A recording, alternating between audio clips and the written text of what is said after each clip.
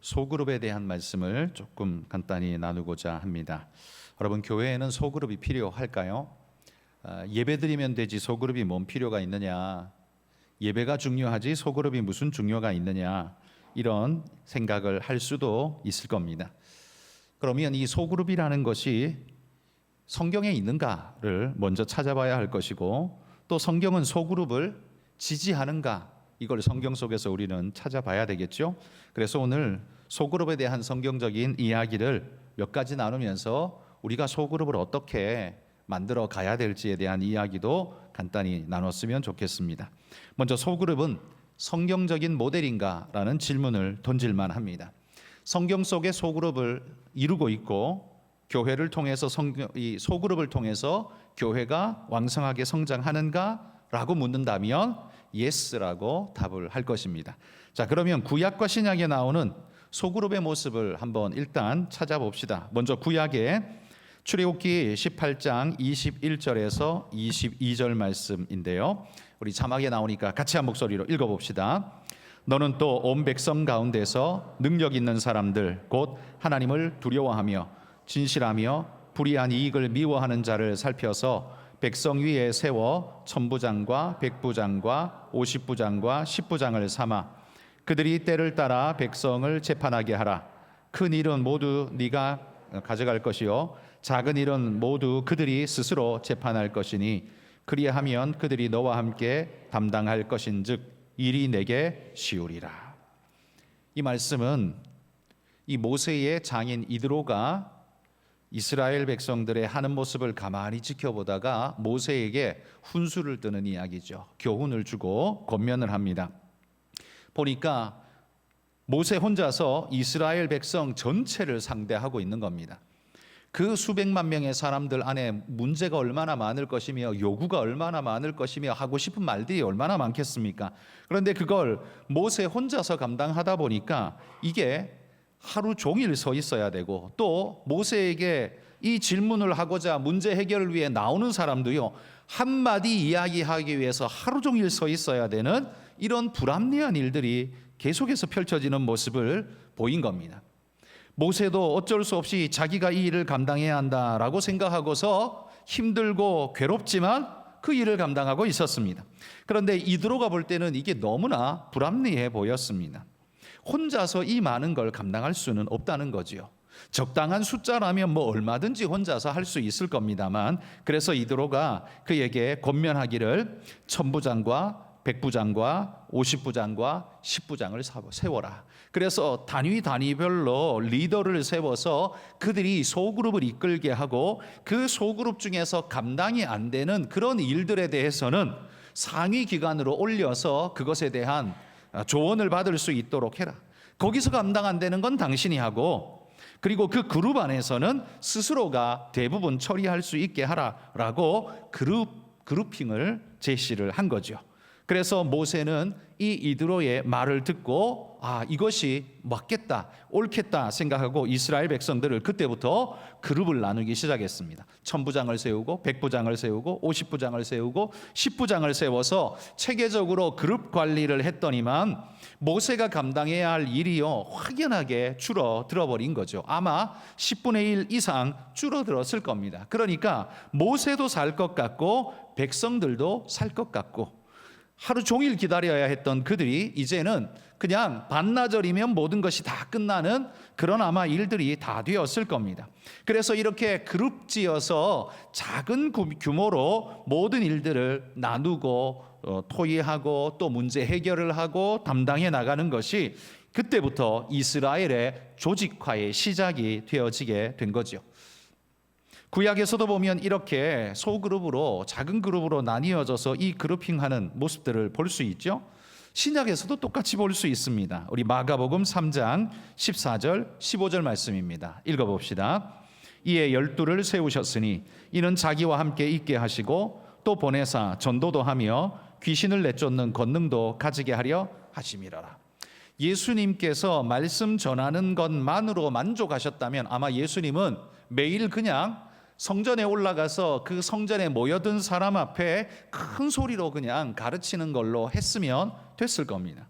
그리고 매일 산 위에 올라가서 그냥 그 앞에 모여든 들판에 모여든 사람들을 향해 외치셨으면 됐을 겁니다. 그런데 예수님은 그 중에서 12를 택하셔서 그들을 특별히 훈련시키시고 교육시키시고 권능을 더하셔서 귀신도 쫓아내고 전도도 하고 행하도록 모든 일을 훈련하고 만드셨습니다. 예수님은 그 많은 백성들이 그를 쫓았지만 그 중에서 그룹을 만들어서 그 소그룹을 통해서 특별 교육을 하시며 그들을 양육하시고 그들이 그 일을 감당할 수 있는 일꾼이 되도록 만들어 가셨다는 거죠. 이렇게 제자들 12를 택해서 이 사역을 만들어 갈 때에 이것이 확장되어져서 어떤 효과가 나타나던가, 사도행전 1장 15절 말씀입니다. 또 한번 읽어봅시다. 모인 무리의 수가 약 120명이 되더라. 그때에 베드로가 그 형제들 가운데 일어서서 이르되, 여기 보면 모인 무리의 수가 얼마나 됐다고요? 120명이 됐다고요. 그러니까 예수님의 부활을 목격하고 은혜의 역사를 맛본 사람들이 12제자에서 그 다음에는 120명의 제자들로 확장되어져 가는 모습을 발견할 수 있습니다. 뿐만 아니라 사도행전 2장 41절 말씀 또 읽어봅시다. 그 말을 받은 사람들은 세례를 받음에 이날에 신도의 수가 3,000이나 더하더라. 몇 명으로 늘었다고요? 3,000명으로 늘었다라고 이야기를 하고 있습니다. 그러니까 예수님께서 능력이 없어서 12명만 데리고 끙끙 앓고 그들만 가지고서 씨름을 했던 게 아닌 걸 우리는 볼 수 있죠. 제자들이 능력이 좋아서, 예수님보다 능력이 훨씬 좋아서 3,000명씩 모은 게 아니라 예수님께서는요, 이 12명이 이루어낼 수천 명, 수만 명, 수백만 명의 사건을 내다보시면서 이 12의 모든 정성을 쏟으셨습니다. 이 땅에 계시는 동안 12의 모든 정성을 쏟았습니다. 그랬더니만 이 12이 120이 되고 120이 3,000이 되고 3,000이 온 땅의 교회로 확장되어지는 걸 보게 되죠. 신약의 초대교회에서부터 이 소그룹이 얼마나 큰 위대한 능력을 발할 수 있는가를 우리에게 보여준다라는 이야기입니다. 자, 그러면 이 초대교회에도 소그룹이 있고 이 소그룹을 통해서 위대한 확장의 역사가 일어났다면, 그러면 한 구절 더 살펴보는데요. 사도행전 2장 46절 말씀입니다. 오늘 성경 많이 읽습니다. 지금 절반도 안 읽었으니까 앞으로도 많이 읽을 겁니다. 46절 읽어봅시다. 날마다 마음을 같이하여 성전에 모이기를 힘쓰고 집에서 떡을 떼며 기쁨과 순전한 마음으로 음식을 먹고. 성령 받은, 사도행전 2장 1절에 오순절 마가의 다락방에서 성령 받은 백성들이 놀라운 폭발적인 은혜의 역사를 이루며 전도 사역을 이루며 왕성한 사역을 했는데, 그들이 보편적으로 어떤 일을 했는가를 46절에서 이렇게 말합니다. 날마다 마음을 같이하여 성전에 모이기를 힘썼다라고 말합니다. 그리고 집에서 떡을 떼며 기쁨과 순전한 마음으로 음식을 나눠 먹었다라고 이야기합니다. 자, 이 한 구절 속에 두 군데의 장소가 나오죠. 첫 번째 장소는 어디였어요? 성전이 나오고, 두 번째 장소는 집이 나옵니다. 그러니까 이 예수 믿는 하나님의 백성들이 제일 먼저 올라간 곳은 성전이었습니다. 항상 성전에서의 그의 중심적 센터, 예배 올리는 것을, 하나님 앞에 예배 드리는 것을 멈추지 않았다는 거죠. 그래서 그 성전을 중심으로 항상 예배하는 것을 멈추지 않았습니다. 그런데 그걸로 만족하고 끝냈느냐? 그게 아니에요. 사실 그거보다 훨씬 더 자주, 많이, 혹은 친밀하게 그들의 모임을 활성화시키는 곳이 있었는데, 그게 어디냐면 집이었다라는 겁니다. 집에서 떡을 떼며 기쁨과 순전한 마음으로 음식을 먹고. 그 시대에는요, 카페 이런 거 없습니다. 그렇잖아요. 카페 없고요, 뭐 별다방도 없고, 그냥 성전 아니면 집이에요. 우리 집 아니면 너희 집이고. 그러니까 여기 집이라는 말은 성전 아닌 다른 개인적인 공간에서, 소규모의 공간에서 함께 모여서 떡을 떼며 기쁨과 순전한 마음으로 음식만 나눠 먹은 게 아니라, 그 뒤에 말씀에 보면 말씀과 은혜를 나누며 서로 기도하고 권면하며 세워가는 역할을 그들이 날마다 했다라고 이렇게 강조하고 있습니다. 이게 초대교회의 모습이었다는 거죠. 그러니까 성전에서의 예배는 그들의 중심, 신앙의 기본과 기초를 이루는 매우 중요한 공간인 것은 분명한 사실이에요. 그런데 그 분명한 성전 예배가 어디로 확장되어져야 하냐면 마치 세포로 실핏줄이 뻗어나가듯 각 가정으로 뻗어나가서 각 가정에서 실질적 모임이 그들 안에 이루어졌다는 거죠. 그래서 그 실질적 모임, 각 가정 안에서 어떤 일이 일어나요? 양육도 일어나고요, 교제도 일어나고 구제도 일어났다라는 사실입니다. 그 샘플로 고린도전서 16장 19절 말씀 한번 읽어봅시다.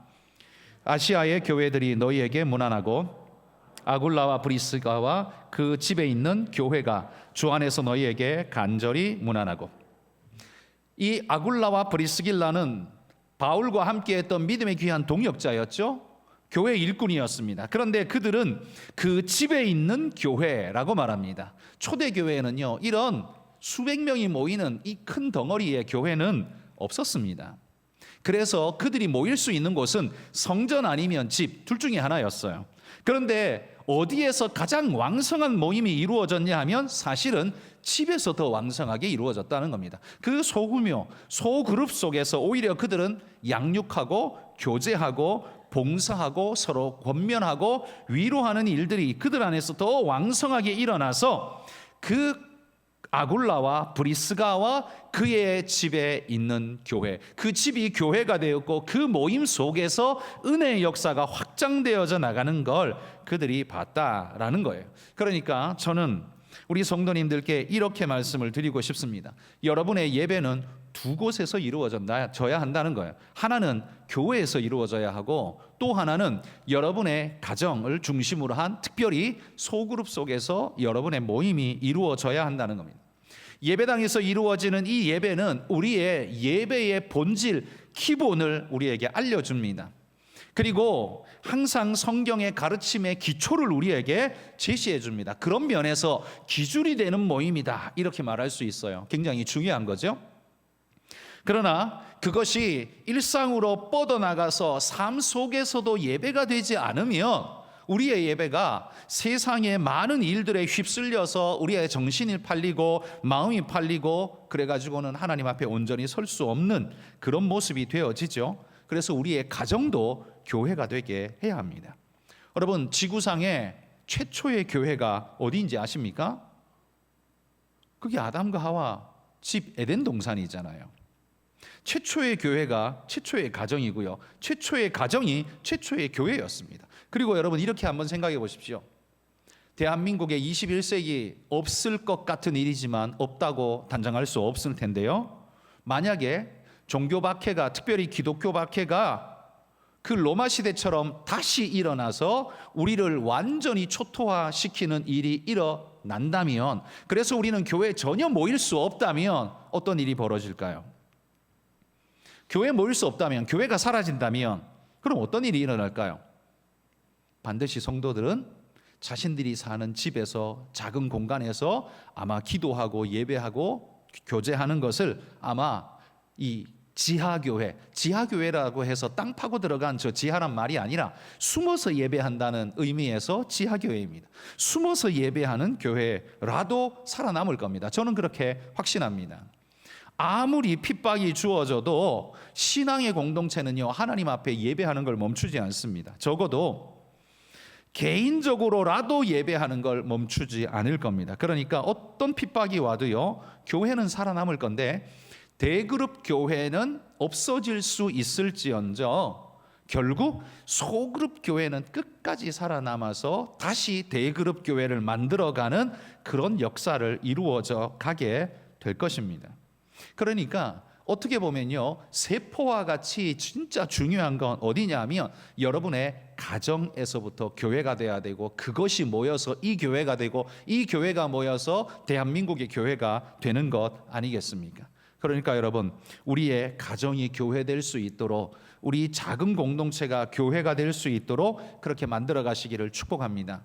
가정이라고 해서 꼭 여러분 식구들끼리만 하라는 소리가 아닙니다. 여러분 가정에 우리 성도들을 초청해서 함께 나누고 함께 먹고 또 함께 기도하는 공동체가 되어야 합니다. 예배당에 와서만 하는 게 아니라요, 여러분이 그들을 초청해서 여러분 집안에서 따뜻한 소그룹의 작은 모임이 하나님을 찬양하고 권면하고 교육하고 또 기도하고 나누는 아름다운 모임이 여러분의 가정 안에서도 혹은 카페에서도 혹은 어느 공간에서든 이루어져야 한다는 거죠. 그래서 초대교회가 성전 예배와 가정 모임이 마치 마차의 두 바퀴처럼 함께 굴러가는 것처럼, 여러분 우리도 여전히 대그룹 모임과 소그룹 모임이 함께 원활하게 돌아가지 않으면 오늘 이 시대에 감당할 수 없고 우리 신앙을 잘 지켜가기가 어렵다는 사실을 늘 꼭 기억하시기를 바랍니다. 제가 여러분에게 부탁드립니다. 주일날 예배하는 걸로 모자라? 이렇게 묻는다면 사실은 모자라다라고 말할 수는 없습니다. 그 말씀만으로도 우리는 한 주간을 살 에너지를 얻습니다. 그러나 우리가 좀 더 역동적으로, 좀 더 끈끈하게, 좀 더 동력을 얻고 우리가 일주일 동안 여기저기서 치이는데 일주일에 한 번의 말씀으로 견뎌내는 것이 그리 쉽지 않고, 또 그 치이는 데서 위로받고 새 힘을 얻기를 원한다면 우리의 개인적 공간에서도 하나님 말씀의 나눔의 역사가 일어나야만 우리는 오늘 이 시대를 이겨낼 수 있다는 사실을 기억하시기를 바랍니다. 그래서 사도행전 2장에 나오는 초대교회의 모습, 초대교회로 돌아가자 말만 하지 말고 초대교회도 성전 예배와 집에서 떡을 떼고 모임을 하는 이 소그룹 모임이 두 가지가 두 날개처럼 함께 작동되어졌다는 사실을 기억하면서 여러분도 소그룹 모임을 만들어 가시기를 바랍니다. 나는 목사 아닌데, 여러분 소그룹 모임은 목사라서 만드는 게 아니에요. 성도이면 해야 될 일입니다. 그게 꼭 뭔가 교제가 있고 박식해야만 할 수 있는 게 아니라 기도해 주는 걸로 시작을 해 보십시오. 권면하고 밥 먹는 걸로부터 시작해 보십시오. 밥 매주 한 번씩 같이 먹자 하고 한번 해보십시오. 그럼 밥만 먹다 보면 우리가 뭐 밥만 먹어서 되겠냐 하다 보면 이런저런 기도 제목도 나누게 될 것이고, 그러다 보면 권면도 들어갈 것이고, 그리고 눈물을 흘리는 아픔의 이야기도 하게 될 것이고, 그러다 보면 성경의 말씀을 들어가지고 위로하면서 다독이면서 기도하게 될 겁니다. 그게 바로 소그룹 모임의 시작 아닙니까? 소그룹 모임이 뭔가 대단한 뭔가 있어야 된다고 생각하지 말고 작은 밥에서부터, 여러분 나누는 간식에서부터 그냥 작은 따뜻한 마음 가지고 모이면, 하나님의 마음으로 모이면, 두세 사람이 내 이름으로 모인 곳에는 나도 그들 중에 있느니라고 말씀하신 그 말씀을 믿고 두세 사람이 모이면 거기가 바로 하나님의 은혜의 역사가 이루어지는 교회가 되는 줄 믿습니다. 여러분 그런 의미에서 여러분은 교회를 만들어 가야 합니다. 우리 한국교회가, 특별히 우리 한가람교회가 여러분도 아시겠지만 구역이라는 모임이 이 한 60년 전부터 대한민국을 이끌어왔던 세포였습니다. 세포. 그것이 굉장히 왕성하게 퍼져나가서 신앙을 지탱해주는 굉장히 큰 역할을 했어요. 그런데 지금 한가람교회의 구역이 운영이 되고 있는지를 한번 잘 보십시오. 돌아가고 있는 구역이 몇 개 있는지 한번 계산해 보십시오. 몇 개 안 됩니다. 몇 개 안 돼요. 우리 조직이요, 믿음교구, 소망교구, 사랑교구, 이거 다 합치면 구역이 뭐 한 50개는 넘을 거예요. 50개는 넘는데요. 정작 모임을 하고 있는 구역은 몇 개냐라고 말하면 10%, 20% 이렇게 될 겁니다. 근데 그것도 이제는요, 한 달에 한 번쯤 이제 이렇게 돼요. 옛날에는 당연히 매주 모여야 됐다고 하는데 요즘은 이제 그러지를 못해요. 특별히 젊은 세대는 매주 모이라 그러면 아마 입을 쩍 벌리고 그건 못해요. 아마 이렇게부터 시작할 거예요. 그러니까 어려운 걸 어렵게 시작하지 말고요, 쉽게 시작을 하십시오. 그러니까 구역에 모이면 누가 설교해야 되지? 이 생각하지 마세요. 그래서 제가 구역 예배라고 말하지 않고 늘 구역 모임이라고 하라고 늘 제가 말하잖아요. 왜요? 구역 예배라고 말하니까 그럼 누가 설교해야 돼? 구역장이? 난 못해. 그러니까 모이지 말자. 이제 이렇게 되는 거예요. 그러니까 설교라는 단어에 이미 주눅이 들어가지고 못하는 거예요. 그러니까 거기에 주눅 들어서 못 모일 것 같으면 차라리 그 단어를 포기하고 모임을 해라. 그게 훨씬 낫다. 제가 그렇게 말씀드려서 구역 모임이라는 단어를 제가 계속 쓰는 겁니다. 그렇게 모여서 함께 격려하고 위로하고, 그런데 구역으로 모였으면 거기서 무슨 고스톱을 치겠습니까? 거기서 무슨 딴짓을 하겠습니까? 그 이름으로, 하나님의 이름으로, 또 한가람 교회라는 이름으로 어쨌든 모였으면 뭘 하겠어요? 어쨌든 신앙적인 나눔을 하려고 그래도 뭔가를 하지 않겠어요? 그러면요, 격려하고 위로하고, 그래도 기도하고, 기도해주고 기도받고 이런 일들이 있을 거예요. 바로 그 모임이요, 우리의 작은 소그룹 모임이어야 한다는 거예요. 그래서 여러분들이 교회당에 나와서 예배드리는 성전 예배, 이걸로 끝내지 말고 여러분의 삶에서, 가정에서 작은 그룹으로 모여서 함께하는 예배, 이것이 날마다 이루어질 때 이 둘이 내 신앙의 바퀴, 양축 바퀴가 되고 날개가 되어서 우리를 끌고 간다라고 생각하고 여러분 그 믿음으로 함께 하실 수 있기를 소망합니다. 이 구역 모임을, 여러분 제가 구역이라는 단어를 없애버릴까 생각을 수백 번도 더 했습니다. 이 구역이라는 단어를 쓰니까 고정된 구역의 관념에서 벗어나지를 못하는 거예요. 그래서 이 구역이라는 단어를 빼버리고 다른 단어를 쓸까? 이미 뭐 한국 교회는 다른 이름을 엄청나게 많이 쓰고 있기 때문에 구역이라는 단어를 쓰는 교회가 요즘은 별로 없습니다. 구역은 옛날 단어예요. 구역 예배 드린다 그러면 뭐 안 물어봐도 100%예요. 고전적 교회구나. 뭐 이건 100%예요. 안 물어봐도 돼요. 구역 예배 드리세요. 우리 교회는 구역이 있습니다. 그럼 그 교회는 물어보나 마나 100% 고전적인 교회예요. 보통 다 뭐로 바뀌었냐면 뭐 목장, 셀, 순 이렇게 다 옛날에 다 바뀌었어요.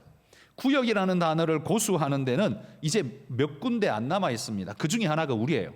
그러다 보니까 이 관념이 머릿속에 너무 강하다 보니까 모이면 오직 그냥 옛날식대로 그렇게만 해야 된다라고 자꾸 생각이 드니까 저는 거기에서 탈피를 좀 해라라는 마음에서 이 단어를 없애버리고 싶었어요. 무진장 없애버리고 싶었어요. 근데 제가 용기가 없어가지고 여러분한테 그 말을 못했어요. 용기가 없어서 제가 좀 저질러야 되는데 저지르지를 못했어요. 그러니까 여러분 거기서 좀 깨어나십시오. 구역이면 어떻고 목장이면 어떻고 순이면 어때요? 그 이름이 뭐면 어떻습니까? 중요한 건 뭐예요?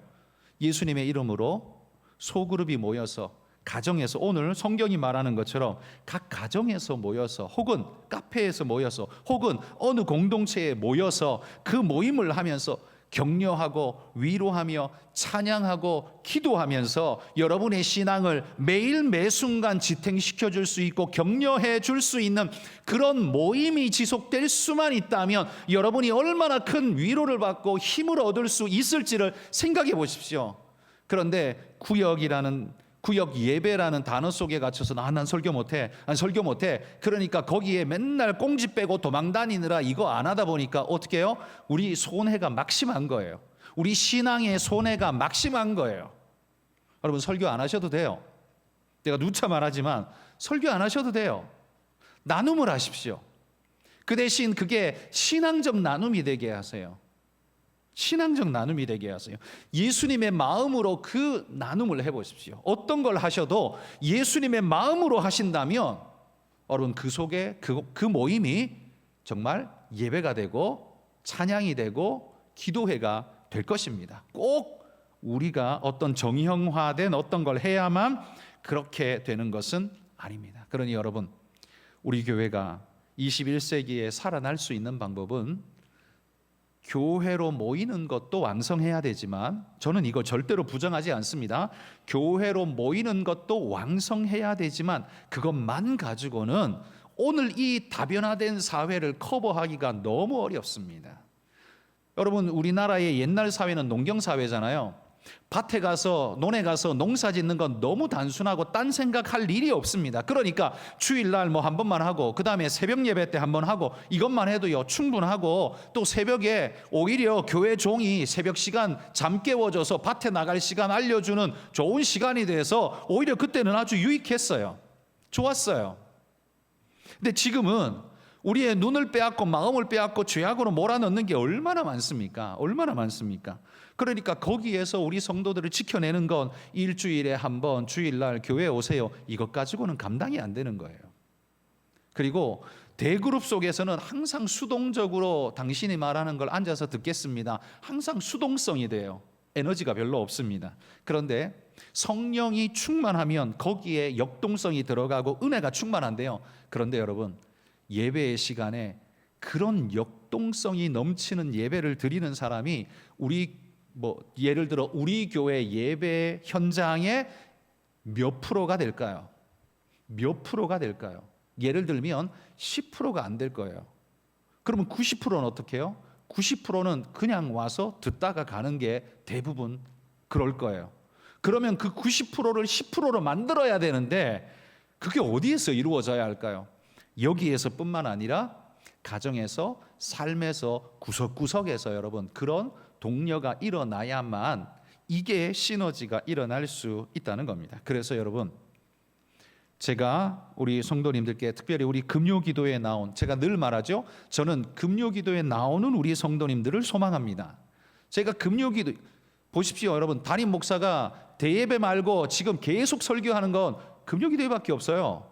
그렇잖아요?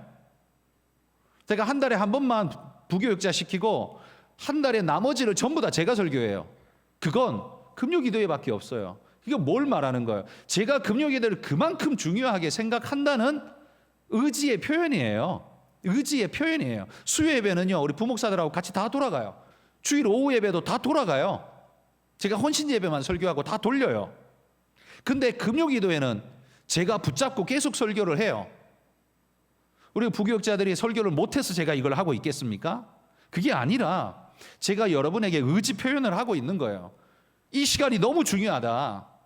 함께 찬양하고 함께 기도하고 함께 예배하는 이 시간, 근데 정형화된 게 아니라 조금은 프리한 모습으로 함께 할 수 있는 이 시간, 그리고 설교도 꼭 설교만이 아니라 조금 다른 형태의 어떤 게 들어가도 기도회니까 별로 부담 없이 할 수 있는, 저는 이 유연성을 가진 금요기도회가 저는 너무 좋다는 거예요. 여러분이 받아들이기에도 아마 이게 훨씬 더 수월하지 않을까 싶어요. 그러니까 이 시간을 여러분도 함께 사모했으면 좋겠습니다. 그래서 이 시간에 여러분에게 당부하고 말씀드립니다. 여러분, 대그룹으로 모이는 주일날의 예배는 우리의 기초이고 기본입니다. 그게 전부가 아니라는 말이에요. 거기에 살을 입히십시오. 살은 여러분의 작은 공동체 속에 들어가서 모임을 이끌고 함께 하는 겁니다. 이끈다는 표현이 여러분을 굉장히 부담스럽게 하지만 그게 아니라 부담스러워하지 말고 그냥 함께 모인다라고 생각하고, 그냥 내가 밥 사준다라고 생각하고 함께 만나보십시오. 밥 사주면 밥만 사줍니까? 아무 말도 안 하고 밥만 사주고 끝나나요? 밥 사준다는 말 속에는 서로 이야기한다는 게 이미 의미가 그 안에 다 들어있어요. 그렇잖아요. 그러니까 그런 모임으로 여러분 만들어 가실 수 있기를 소망합니다. 초대교회부터요, 소그룹은 성경에 나오는 굉장히 중요한, 교회를 지탱하는 굉장히 중요한 모임이었다는 사실을 기억하십시오. 기억하십시오. 우리 특별히 우리 주일학교, 그 중에서도 우리 청년부 같은 경우에는 조금 더 자유롭게 자연스러운 형태로 우리 이 모임을 나누셔야 합니다. 그러니까 항상 우리 모두는 항상 똑같은 걸 공부해야 돼. 굳이 그럴 필요 없어요. 그룹마다 특징이 있는 어떤 리더가 이 분야에 특화되어 있으며 그 기간 동안은 그 공부를 하고 또 조를 나누어서 또 나누고 여러 조들이 다양하게 조들이 이루어진다면 청년부의 소그룹이 굉장히 역동성을 더할 수 있겠죠. 가진 방법을 사용해 보십시오. 방법은요, 본질을 만들어내고 결과물을 내기 위한 방편일 뿐입니다. 방법이 우리의 목적이 되지는 않습니다. 방법은 그냥 방법일 뿐이에요. 그러니 우리의 목적을 이루기 위해서 무엇이 가장 최적이고 좋은가를 고민하면서 만들어 가 보시기를 바랍니다. 우리 어르신들, 우리 장년부에서는 우리 구역 모임, 이 모임을 너무 부담스럽게 생각지 말고 함께 만난다 생각하고 시작해 주시고, 그 만남의 시간 속에 하나님이 역사하신다라고 믿고 그 일을 먼저 하시기를 축복합니다. 그러면 이 건강한 소그룹에는요, 어떤 특징이 있는가? 오늘 사도행전 2장 오늘 본문을 통해서 이 건강한 소그룹에 나타나는 7가지의 특징을 한번 살펴보도록 하겠습니다. 이 소그룹 속에는요, 첫 번째 제일 중요한 게 있습니다. 우리는 그냥 사교 모임이 아니기 때문에 이 모임에 가장 중요한 보이지 않는 등뼈처럼 흐르는 게 있어야 되는데, 그게 뭐냐면 영성입니다. 영성. 자, 사도행전 2장 42절 말씀, 2장 42절 읽어봅시다. 그들이 사도의 가르침을 받아 서로 교제하고 떡을 떼며 오로지 기도하기를 힘쓰니라. 그들이요, 교제하고 떡을 떼고 기도하기를 힘쓰는데 이 모든 것들이 전부 다 무엇에 기초하고 있어요? 사도의 가르침을 받아 그 기준을 따라 그 가르침에 순응하여 이 모든 일들이 이루어져 가는 겁니다. 그러니까 여러분의 소그룹 모임에 가장 중요한 건 무엇을 나누든 무엇을 하든 그 뿌리는 영성이 흘러야 여러분의 소그룹이 하나님이 기뻐하시는 그룹이 될 겁니다. 우리의 기준은 영성이 흐르는 그룹이 되도록 여러분 만들어 가시기를 소망합니다. 여러분 뭐 골프 모임 하면서 혹은 뭐 고스톱 모임을 하면서 이거 구역이다 이렇게 말할 수는 없잖아요. 고스톱 치면서 뭐 구역 모임이다, 이건 좀 서로 맞추기가 너무 어렵죠. 그런데 나머지 영성이 어떻게 흐를 수 있는가, 여러분 고민하시면서 여러분의 그룹을 그쪽으로 만들어 가셔야 됩니다. 두 번째, 건강한 소그룹의 두 번째 특징은요, 사랑과 연합이 이루어지는 그룹이어야 합니다. 자, 사도행전 2장 42절, 44절, 46절 우리 요거 세 계절 읽어봅시다. 그들이 사도의 가르침을 받아 서로 교제하고 떡을 떼며 오로지 기도하기를 힘쓰니라. 믿는 사람이 다 함께 있어 모든 물건을 서로 통용하고 날마다 마음을 같이하여 성전에 모이기를 힘쓰고 집에서 떡을 떼며 기쁨과 순전한 마음으로 음식을 먹고. 자, 이 모임의 특징이 뭐예요? 딱딱하고 굳어있고 고압적이고 강압적인 이런 모습은 전혀 보이질 않습니다. 여기 보면 이렇게 말해요. 서로 교제하고 떡을 떼며, 분위기가 어때요? 굉장히 화기애애하죠. 모든 물건을 서로 통용하고, 이거는 나누어 준다는 소리지 뺏어간다는 소리가 아니죠. 그리고 집에서 떡을 떼며 기쁨과 순전한 마음으로 음식을 먹고. 보십시오, 여기 분위기 전체가 뭐가 흐르냐 하면 사랑과 하나됨의 연합이 흘러넘치고 있습니다. 그래서 여러분, 이게 우리 안에 굉장히 중요한 나눔이 돼야 돼요. 구역 모임 다들 요즘은요 시대에 잘 맞지 않는다. 왜? 직장 다니니까 피곤하고 힘든데 퇴근하고 어디서 오전에 구역 모임 못 하잖아요. 보십시오 여러분, 우리 교회만 해도 구역 모임 그러면 대상자의 얼굴을 떠올려 보십시오. 여성도 그죠? 남자는 머리 안 떠요. 왜? 직장 가니까 아예 빼줘요. 그러니까 구역 모임 남자는 안 해도 된다는 전제가 우리 안에 이미 깔려 있어요. 그런데 요즘은 다 집안에 부부가 전부 다 직장 다니는 데가 거의 허다하죠. 젊은 세대로 갈수록 다 그렇습니다. 그러니까 안 되지. 여러분, 그러면 못 하나요? 아니요. 그래도 할 수 있어요.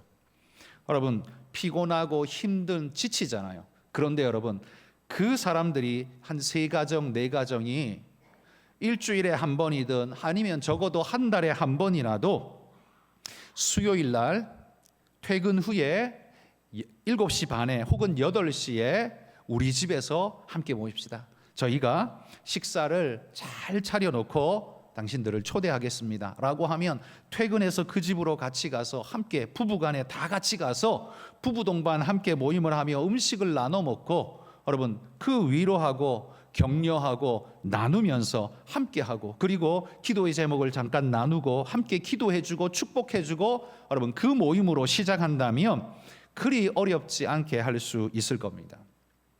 그 음식 준비하는 게 힘들잖아요. 힘들면 짬뽕 시켜 먹으세요. 짜장면 시켜 먹으면 되지. 그래서 모이는 게 중요하잖아요.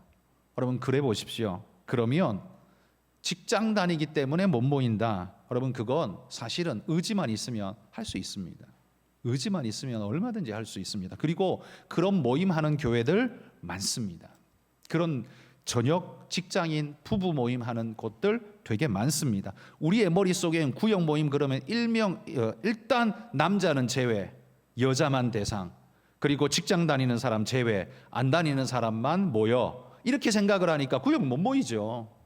차 떼고 포 떼고 다 떼고 나서 졸만 가지고 장기를 뜨는 거하고 마찬가지의 상황이 벌어지는 거죠. 그게 아니라 그 어떤 모임이라도, 그 어떤 모습이라도 하려고 하면 방법이 없을 수가 있겠습니까? 그리고 그 모임이 모이면 사랑하고 연합하고 웃고 화기애애하고 하면 직장의 피로가 오히려 모임을 해서 쌓이는 게 아니라 풀리고 서로 위로하고 격려하는 나눔이 된다면 따뜻하고 끈끈한 모임이 될 수 있을 겁니다. 여기 보십시오. 사도행전 2장에 나오는 성도들의 모임이 피곤하고 힘들고 고압적이고 강압적 교육에 이끌린다, 그런 말이 어디 있습니까? 없어요.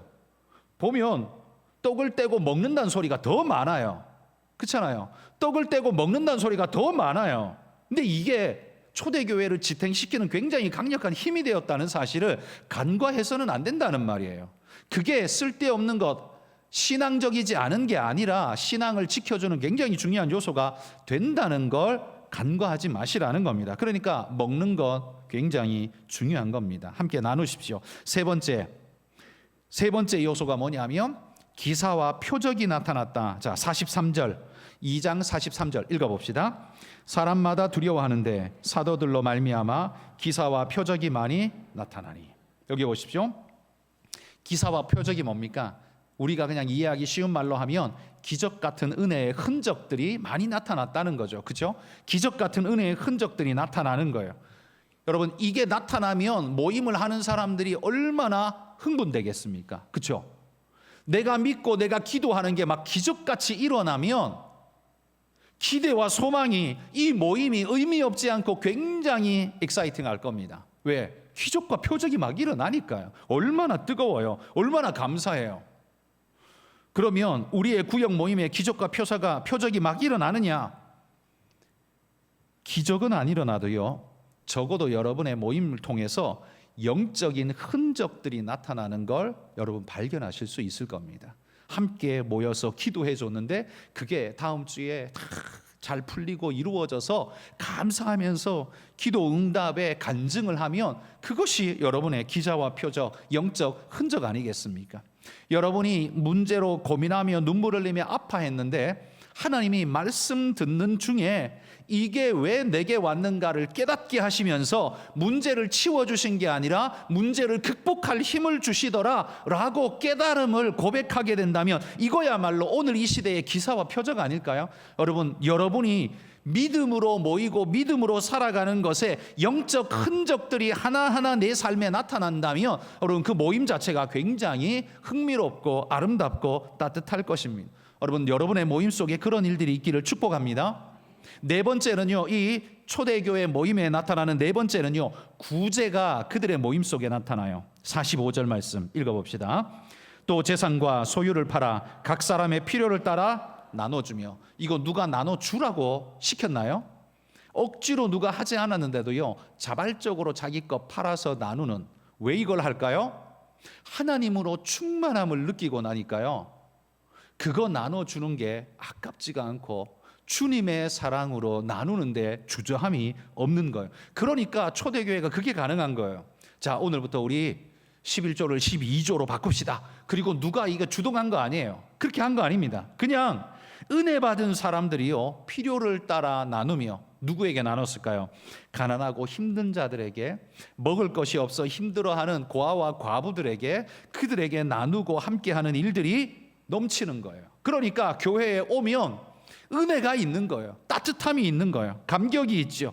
그러니까 여러분, 우리의 모임이 우리끼리만 즐거운 것에서 벗어나서 그것이 사랑이 흘러 넘쳐서 다른 사람을 적실 수 있는 게 되면 그게 바로 구제가 됩니다. 여러분의 사랑의 나눔이 흘러 넘쳐서 다른 사람을 적실 수 있으면 그게 구제가 되는 거예요. 뭘로 할까요? 무엇이든 밥을 한 끼 사주든 무슨 나눔을 하든 기쁨으로 격려하든 위로하든, 혹은 우리 이웃이 아파서 병원에 입원했으면 요즘은 뭐 병원에서 받아주지도 않으니까 찾아 신방도 못하지만 가서 격려하고 위로하고 다독여주는 이런 일도 여러분 여기 구제 안에 포함되지 않을까요? 그래서 우리의 나눔이, 은혜가 우리의 잔을 넘쳐 흘러내릴 수 있는 것, 저는 그게 전부 여러분의 구제가 될 거라고 생각합니다. 여러분, 그게 있으면요, 그런 모습이 일어나면 우리가 모여야 하는 이유가 분명한 거예요. 제가 오늘도 유튜브에서 3040 세대가 교회를 떠나는 이유, 그들을 어떻게 붙잡을 수 있는가라는 그런 주제의 이야기였어요. 그런데 3040의 특징이 뭐냐면 의미를 찾는다는 거예요. 교회 오라, 예배 드려라 한다고 안 한다는 거예요. 힘들다, 피곤하다, 지친다. 뭔가를 잘 만들면 하냐? 안 한다. 그들의 중요 포인트는 뭐냐? 가족이다. 옛날에는 가족을 떼고서 뭘 했잖아요. 근데 이젠 그렇지 않아요. 가족을 살려줘야 모여요. 가족 떼고는 못해요. 이게 요즘 세대의 특징이래요. 그러면 우리는 그러면 어떻게 해야 되느냐? 이 구제는 어떻게 해야 되냐? 보십시오. 그 모임이 우리를 복되게 할 뿐만 아니라 특별히 젊은 세대는 더 그렇습니다. 교회가 세상에 의미 있고 가치 있는 일을 나눈다라는 흔적을 그들이 볼 수 있어야, 내가 우리 교회를 잘 선택했다, 우리 교회는 좋은 교회야 라고 말하기 시작한다는 거예요. 자기들끼리 모여서 예배만 하고 자기들끼리 북치고 장기치고 고기 삶아 먹고 그렇게 노는 걸로는 좋은 교회라고 전혀 생각지 않는다는 말이에요. 이게 흘러넘치는 구제를 요구한다는 거죠. 여기 젊은 세대들의 특징이라는 거예요. 왜냐하면 공정과 정의가 아주 머릿속에 기준으로 박혀 있는 친구들이기 때문에 그렇습니다. 그러니 여러분, 여러분의 모임이 흘러넘쳐서 다른 사람들에게 은혜를 끼칠 수 있다면, 그렇다면 우리 교회 공동체와 여러분의 모임 공동체 안에서 뿌듯함, 우리가 이렇게 모여야 하는 이유를 우리는 발견했다. 맞아, 우리는 건강한 공동체야 라는 자긍심을 가지고 더 열심히 더 복되게 모이게 될 것입니다. 여러분의 은혜가 흘러넘치는 그런 모임이 되기를 바랍니다. 다섯 번째는요, 예배와 찬미가 당연히 있어야 합니다. 46절 47절입니다. 읽어봅시다. 날마다 마음을 같이하여 성전에 모이기를 힘쓰고 집에서 떡을 떼며 기쁨과 순전한 마음으로 음식을 먹고 하나님을 찬미하며 또 온 백성에게 칭송을 받으니 주께서 구원받는 사람을 날마다 더하게 하시더라. 여기 보면 성전에 모이기를 힘쓰고 하나님을 찬미하며, 그러니까 이 모임의 본질적인 뼈대가 뭐냐 하면 하나님을 예배하고 찬양하는 겁니다. 그리고 나누는 모든 나눔도 뼈대가 어디에 있어요? 하나님을 예배하고 찬미하는 거에 있어요. 그것이 바로 건강한 소그룹, 우리 교회 소그룹의 건강한 모습이에요. 여섯 번째는요, 칭송, 칭찬받는 모임이 되어야 합니다. 47절 말씀입니다. 읽어봅시다.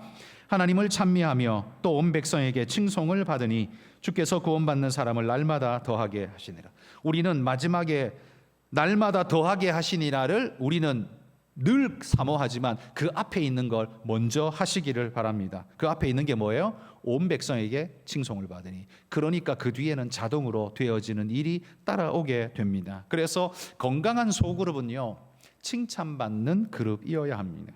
칭찬받을 수 있는 아름답고 귀한 나눔이 있고 격려가 있고 위로가 있고 보살핌이 있고 세움이 있는 그런 모임이 되면요, 옆에 있는 모든 사람들이 칭송할 겁니다. 그리고 부러워할 겁니다. 여러분, 그런 모임이 되면 나도 그 구역에 좀 끼워주세요 라는 말을 들을 수 있을 정도가 되면 그 구역은 진짜 멋진 구역인 거예요. 나도 그 구역에 가고 싶어요. 여러분, 이 말을 들을 수 있다면 그 구역은 진짜 멋진 구역이라는 거예요. 우리 구역장님들 여기 계시다면 그런 구역 되시기를 축복합니다. 마지막 일곱 번째가요, 전도가 일어나는 모임입니다. 47절 끝에 아까 읽은 말씀에 보면 보십시오. 구원받는 사람을 날마다 더하게 하시니라. 확장이 일어나는 거예요. 건강한 은혜가 일어나니까 확장이 일어나는 거예요. 여러분, 영화가 1000만 관객을 끌려면 재미가 있어야겠죠. 광고를 누가 해요? 본 사람들이 해요. 그런데 재미없는 영화는 1000만도 아니라 100만도 못할 텐데 그거 100만이라도 하려면 어떻게 해요? 광고비를 엄청 쏟아 부어야만 될똥말똥할 거예요. 그런데요, 재밌는 영화는요, 광고비 그렇게 안 들여도 입소문 타고서 그냥 1000만이 모여 드는 거예요. 그냥 가만히 있어도. 그게 원리가 뭐예요? 소그룹이요, 우리 모임이 따뜻하고 정감이 넘치고 은혜가 있으면, 그러면 사람들이 나도 거기에 가서 위로받고 싶다, 나누고 싶다, 함께 하고 싶다는 마음이 절로 들면 저절로 더하게 하는 은혜가 있어질 줄 믿습니다. 여러분, 이게 우리의 모임이 되어야 할 줄 믿습니다. 건강한 소그룹, 여러분 교회 안에서 이런 그룹들이 더 많아질 수 있기를 소망합니다. 저는 우리 성도님들이 교회 주일날 예배당에 오는, 교회 오는 이것만 가지고 내 할 일 다 했다라고 생각하는 그 짧은 생각을 좀 많이 버렸으면 좋겠고요. 그거 말고 여러분이 중심이 되어서 몇몇이라도 모아가지고 위로하고 격려하는, 그래서 목자의 마음을 서로 배워가고 나누는, 그래서 사랑스러운 아름다운 공동체를, 작은 공동체를 많이 만들어가는 여러분, 그런 분들이 되시기를 간절히 소원합니다. 그런 모임이 많아질 때요, 21세기 교회는 반드시 성장하게 될 겁니다. 그런데 주일만 끌어모으는 교회, 장담합니다, 절대로 성장 못합니다. 주일만 끌어모으는 모임은 절대로 성장 못합니다. 소그룹이 살아나야 성장합니다. 그래서 항상 공룡 속에 토끼가 가득한 교회가 돼야 됩니다. 공룡은 수천 명, 수만 명이 모이는 대그룹을 말하는 거고요, 토끼는 소수인이 함께 모이는 소그룹을 말하는 거예요. 그러니까 공룡 속에 토끼가 수천 개, 수만 개가 모일 수 있는 교회가, 그게 좋은 교회, 건강한 교회입니다.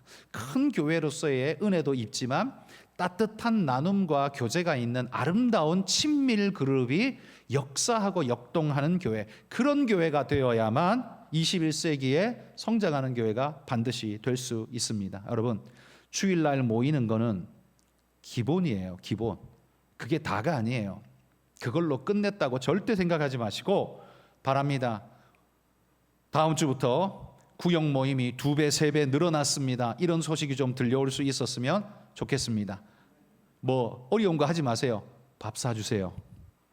밥 사주십시오. 그냥 그러면서 나눔 이야기를 슬슬 하시고, 그냥 헤어질 때 기도해 주세요.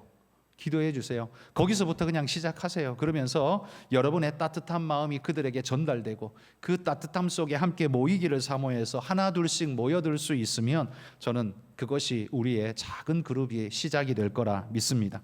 여러분, 그런 우리의 아름다운 공동체가 될 수 있기를 주의 이름으로 축복합니다.